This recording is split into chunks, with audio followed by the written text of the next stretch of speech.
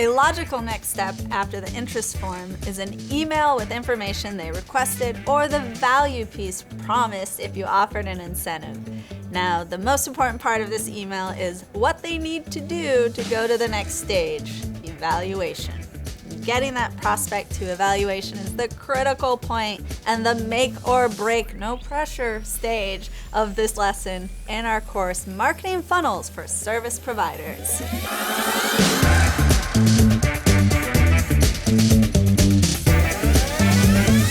So evaluation, also called consideration, is when the prospect begins to explore if you are the right person for them, what other service providers are out there, as well as important factors to their decision like time, cost, and resources. You can nudge this stage forward with a few options. If your services are project-based, consider a more in-depth project questionnaire so you can understand their needs and what else to provide them as they are in this stage, like a quote or a proposal. And if your services don't need too much information from the potential client, then a phone conversation or in-person meeting might be the next step. In the lesson, we'll outline a process of encouraging the submission of a more detailed project questionnaire that is then followed up with a phone call to discuss the answers, eventually leading to a proposal. When using a more in-depth project questionnaire form, you are gathering the information that will also help you evaluate how much the prospect is prepared to move forward. In addition, you'll also discover if you're the right fit for the project. And in return, they'll get an accurate quote or timeline, as well as expert insight on what they may still need to move forward or what additional resources they need to secure. To walk through what this looks like, let's start with the initial email after the interest form. In your automated email reply, you may write something like, "Thanks for reaching out. I'm excited to learn more about your needs. Before we begin, I've supplied you more information on what we do and some links below.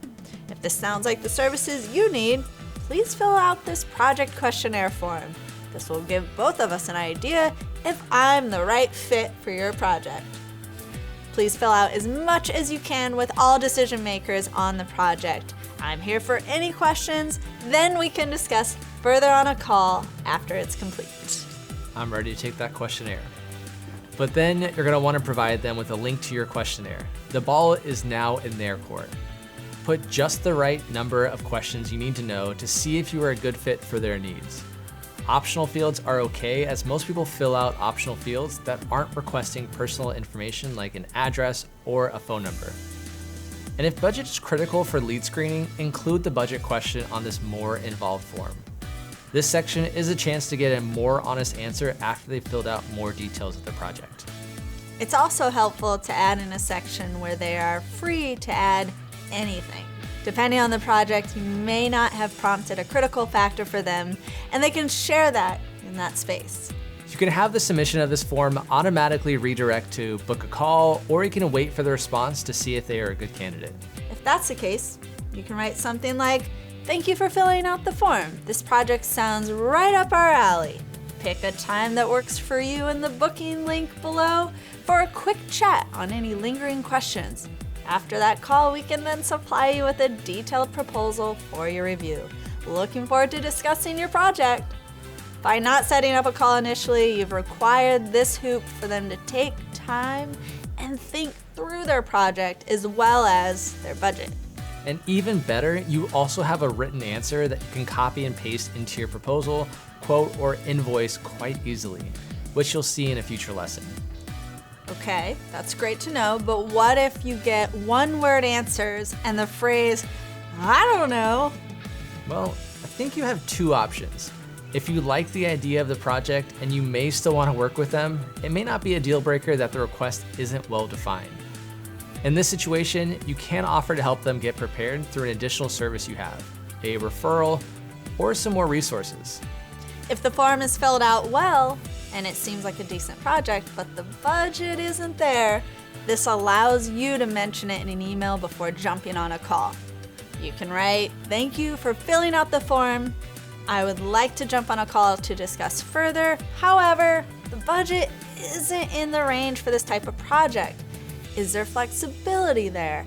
I want to make sure I don't waste your time with a call if this isn't a right fit because the budget doesn't support the project details."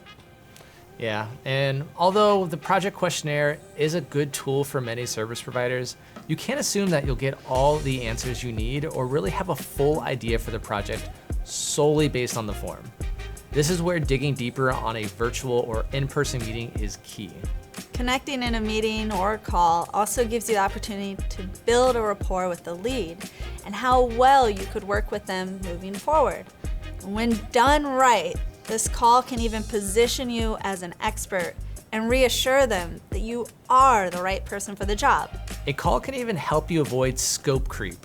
Scope creep is where the client assumes something is part of the agreement that isn't, or asks for additional things after the agreement, quote, or proposal has been written. In your meeting, work to get all the desires of the client to the surface so you can stop scope creep before it starts. Ask if there was anything they want to mention that wasn't initially asked. Then proceed to evaluate if there are any other services that you provide they may benefit from as well. A phone call or an in-person meeting is also a good moment to review with the potential client key indicators of satisfaction. So when the project is complete, you know you'll have a positive review and potential referrals. Yes, that's the goal, right? So by the end of the call, you should have all the information to scope the work and price out the proposal that will position you as the best person for the job. By following the process this far, you've uncovered many of the important key factors to the project being a success. Most of all, you discover you have a lead that respects your process and is prepared to move forward. Now let's say this part of the marketing funnel is smooth and you have a completed project questionnaire and a successful phone call or in-person meeting with a potential client.